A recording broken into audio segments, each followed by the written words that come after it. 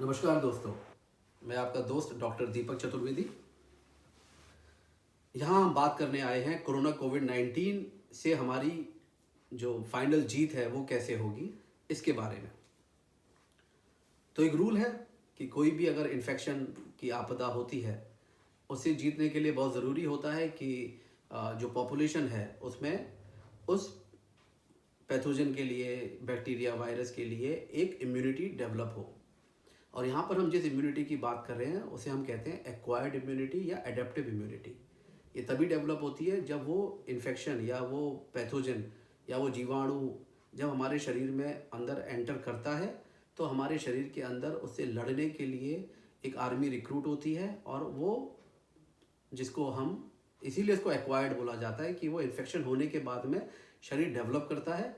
और फिर वही इन्फेक्शन जब हमें दोबारा होता है तो ऑलरेडी वो एक बॉडी की मेमोरी में चला जाता है, बॉडी उसको पहचान लेती है और दोबारा उससे लड़ने के लिए अपनी आर्मी भेज देती है। ये एक मोटे मोटे तौर पर एक्वायर्ड इम्यूनिटी या अडेप्टिव इम्यूनिटी का कॉन्सेप्ट है। अब सवाल यह है कि कोरोना कोविड-19 के साथ में क्या हो रहा है। तो कोरोना कोविड-19 एक नोवल वायरस है। इसको नोवल वायरस इसीलिए कहा जा रहा है कि ये कोरोना वायरस ने अपना थोड़ा रूप बदला है। अब बदला है, बदलाया गया है, इन सब पे मैं नहीं जाऊंगा। कॉन्स्पिरेसी थ्योरी क्या है वो सब के लिए मैं यहाँ नहीं मैं डॉक्टर हूँ, मैं सिर्फ मेडिकल की बात करूँगा। ये वायरस इंसान ने बनाया या ईश्वर ने बनाया, प्रकृति ने बनाया, ये सब पर डिबेट करने मैं नहीं करना चाहता। मैं सिर्फ ये जानता हूँ ये वायरस है और हमें इसे लड़ना है। तो चूंकि ये नोवल वायरस है इसीलिए कभी इसको लेकर के हमारा शरीर एक्सपोज नहीं हुआ, इसीलिए हम इसके खिलाफ एक्वायर्ड और एडेप्टिव इम्यूनिटी नहीं बना पाए। अभी वायरस हमारे शरीर के अंदर जाता है तब जा और क्यों अब ये अलग अलग मतलब आप कह सकते हैं कि आपका एक्सटेंट ऑफ इन्फेक्शन क्या है, और वाइल्ड तरीके से ये हमारे शरीर को पे जा करके अटैक करता है। फिर हमारे शरीर की आर्मी जो एडेप्टिव इम्यूनिटी है वो डेवलप होना शुरू होती है, जिसको होने में डेवलप होने में इसके खिलाफ आर्मी बनाने में एक समय लगता है। 2 हफ्ते से लेकर के 3 हफ्ते तक का समय लगता है। तब तक अगर हम सस्टेन कर जाते हैं तो हम इसे जीत जाते हैं। अगर उसके पहले ही अगर हमारे बाकी के सिस्टम या सिस्टम गिव अप कर जाते हैं या ये वायरस बहुत तेज़ी से हमारे शरीर में फैल जाता है, तो हम वो उस लेवल तक ही नहीं पहुंच पाते कि हमारे अंदर इसके खिलाफ एक्वायर्ड इम्यूनिटी डेवलप हो। और वहाँ पर फिर कॉम्प्लिकेशंस आते हैं और जो हम देख रहे हैं कि इसका जो मृत्यु दर है वो 3% से 5% तक हमें देखने को मिल रहा है। तो शरीर को समय नहीं मिल पा रहा है कि वो अपनी एक्वायर्ड इम्यूनिटी को डेवलप कर पाए, क्योंकि ये बड़े ही वाइल्ड तरीके से शरीर को हिट कर रहा है। तो अब सवाल ये है कि किया क्या जाए, क्योंकि अगर पॉपुलेशन के अंदर हर्ड इम्यूनिटी डेवलप होनी है तो ये तो बहुत ज़रूरी है हर्ड इम्यूनिटी डेवलप करने के लिए कि इन्फेक्शन हो। जब इन्फेक्शन होगा तभी शरीर के अंदर उससे लड़ने की प्रतिरोधक क्षमता एक्वायर्ड इम्यूनिटी डेवलप होगी। अगर इन्फेक्शन होगा ही नहीं तो इम्यूनिटी भी डेवलप नहीं होगी। पर फिलहाल हमारा जितना भी हम जो भी कुछ कर रहे हैं वो हमारा टारगेट है कि हमें इन्फेक्शन ही ना हो। तो ये बड़ा एक अजीब सी दुविधा सी स्थिति है कि अगर हम इन्फेक्शन नहीं होने दे रहे हैं तो हम बॉडी में एक्वायर्ड इम्यूनिटी डेवलप नहीं होने दे रहे हैं। तो कल को अगर इन्फेक्शन हमें कभी होता है आगे जा कर के, तो भी हमको सेम इसी तरीके से गुजरना पड़ेगा। तो ये बहुत ज़रूरी है कि शरीर में कैसे भी करके हमारे शरीर के अंदर कोरोना कोविड-19 के खिलाफ एक्वायर्ड इम्यूनिटी डेवलप होनी चाहिए। तो क्या किया जाए? एक्वायर्ड इम्यूनिटी डेवलप करने के लिए इन्फेक्ट होना ज़रूरी है, और एक पॉपुलेशन के अंदर हर्ड इम्यूनिटी डेवलप करने के लिए ज़रूरी है कि कम से कम 55% जो जनसंख्या है उसको वो इन्फेक्शन हो। 55% से लेके 82% तक अगर उसको इन्फेक्शन होता है तब जाकर के हम ये कहते हैं कि और वो एक्वायर्ड इम्यूनिटी डेवलप करते हैं, तब हम ये कहते हैं कि हाँ भाई ये जो जनसंख्या है, ये जो देश है, ये फलाने या पर्टिकुलर इन्फेक्शन के खिलाफ इम्यूनिटी डेवलप कर चुका है। तो अब क्या किया जाए? क्या हमको ये जितने भी हमारे लॉकडाउन है, हमारे सोशल डिस्टेंसिंग है, क्वारंटीन है, क्या हमको ये सब बंद कर देना चाहिए? क्योंकि जब हम ये सब बंद करेंगे तभी हम ऐसी स्थिति पैदा कर सकते हैं कि 55% से 82% तक के लोग की जनसंख्या इस वायरस से इन्फेक्ट हो। पर क्या ये करना उचित होगा? चलिए थोड़ा सा ऑडिट करते हैं इसके बारे में। और मैं बात कर रहा हूँ वाइल्ड तरीके से इन्फेक्ट होना। जब मैं ये कहता हूँ वाइल्ड तरीके से इन्फेक्ट होना, इसका मतलब होता है जैसा नेचर ने प्रोग्रेशन बनाया है उस वायरस का, आप उसी को फॉलो कर रहे हैं। वो जैसा इन्फेक्ट करना चाहे वो आपको इन्फेक्ट कर सकता है। कितनी मात्रा में वो वायरस आपके अंदर जा रहा है, वो आपको किस लेवल तक इन्फेक्ट कर रहा है, वो सब आपके कंट्रोल में नहीं है। ये सारा कंट्रोल, ये सब रैंडमली हो रहा है, हम ऐसा मान के चलते हैं। तो हम ये मानते हैं कि 55% ऑफ द पॉपुलेशन, मतलब 55% आबादी हिंदुस्तान की इन्फेक्ट हो ताकि ये हर्ड इम्यूनिटी डेवलप हो। 55%, हम 60% लेके चलते हैं। तो 130 करोड़ की जनसंख्या का 60% हो जाता है 78 करोड़। 70, मैं सिर्फ इंडिया की, हिंदुस्तान की बात कर रहा हूँ। तो 78 करोड़ जनता जो है हिंदुस्तान की, वो इस कोरोना कोविड-19 वायरस से संक्रमित हो हर्ड इम्यूनिटी डेवलप करने के लिए। ये पूरा, अगर हम सब कुछ, सारी चीज़ें हटा देते हैं, लॉकडाउन वगैरह, तो ये सब होने में साल से 1.5 साल का समय लगेगा कि जब ऑलमोस्ट 78 करोड़ जनसंख्या और मैं 80 करोड़ मान लेता हूँ, 80 करोड़ जनसंख्या हिंदुस्तान की इन्फेक्ट हो जाती है।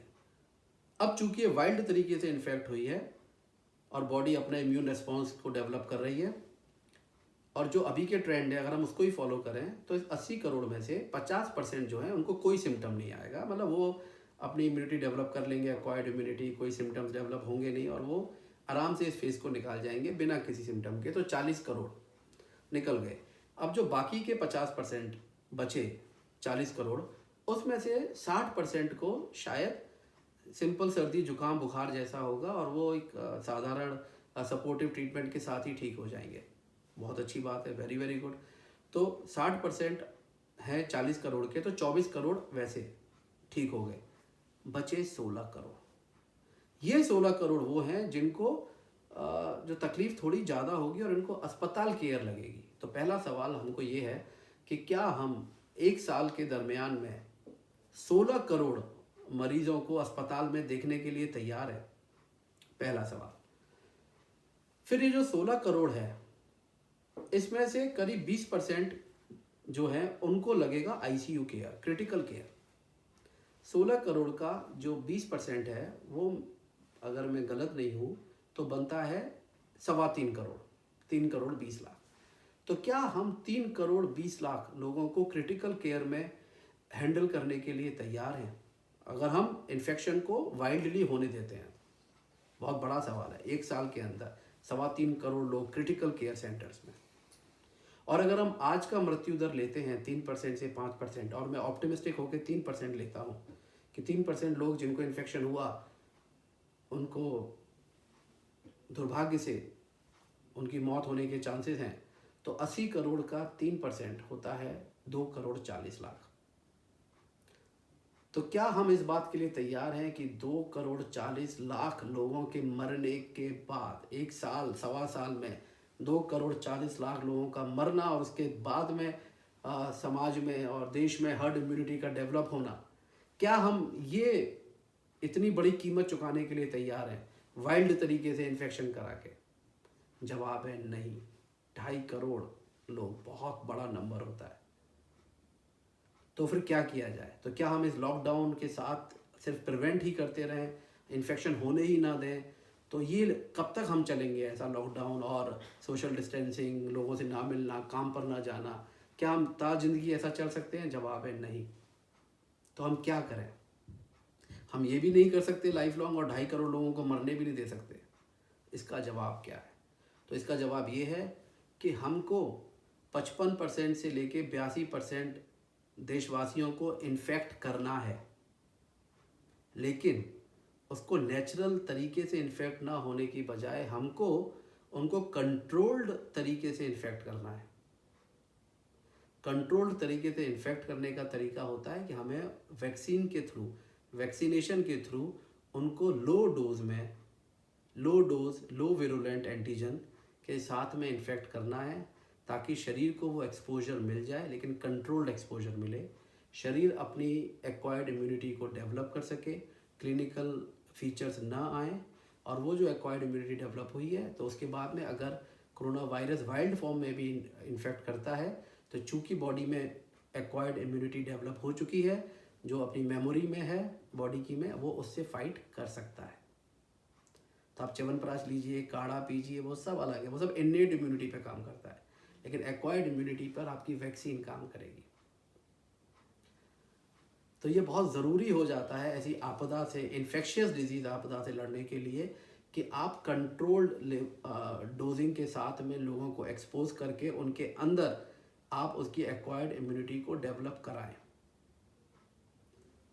ये सत्य है कि वैक्सीन के भी अपने साइड इफ़ेक्ट्स होते हैं, लेकिन जैसे मैंने कहा, पहले वीडियोस में भी कहा, कि जब भी हम कोई इंटरवेंशन की बात करते हैं, कोई भी चीज़ पूरी तरह से अमृत नहीं होती, कोई भी चीज़ जहर नहीं है, सब ग्रे शेड में है। तो इसके अपने लाभ हैं, अपनी हानि है। हमको लाभ और हानि दोनों को देखना है। अगर लाभ ज़्यादा है तो उस हानि का रिस्क हमें लेना है। पर यह बात बहुत पक्की है कि एक तरफ 2.5 करोड़ मौतें हैं और एक तरफ कुछ कॉम्प्लिकेशंस हैं वैक्सीन से एसोसिएटेड, जो समय ही बताएगा। लेकिन हमें अपना मस्तिष्क पूरा खुला रखना है, खुले दिमाग से इसके बारे में चर्चा करनी है, इसके बारे में समझना है। खाली 1-2 इंटरव्यूज़ देख करके जजमेंट नहीं लेना है।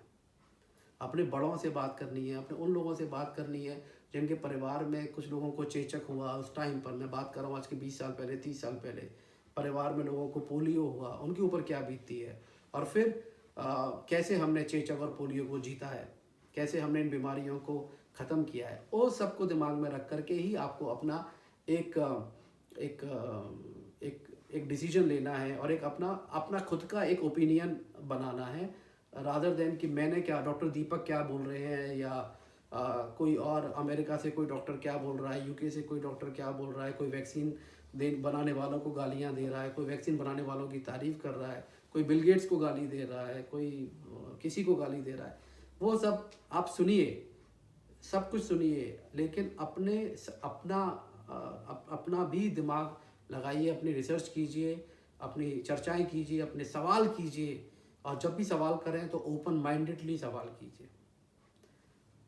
इस अपील के साथ मैं आपसे एक और अपील करना चाहूँगा कि जब भी कभी हेल्थ अथॉरिटीज़ कुछ डिसीजन लें या कुछ सजेशंस दें, तो उनको ओपन माइंडेडली वो भी सुनिए, क्योंकि हर्ड इम्यूनिटी तभी डेवलप होगी जब हमारा मास वैक्सीनेशन, अगर हम वैक्सीनेशन के थ्रू जा रहे हैं, 55% से 82% तक को कवर करें। कुछ लोग करते हैं, कुछ लोग नहीं करते हैं, मतलब कुछ लोगों ने वैक्सीन लिया, कुछ लोगों ने नहीं लिया।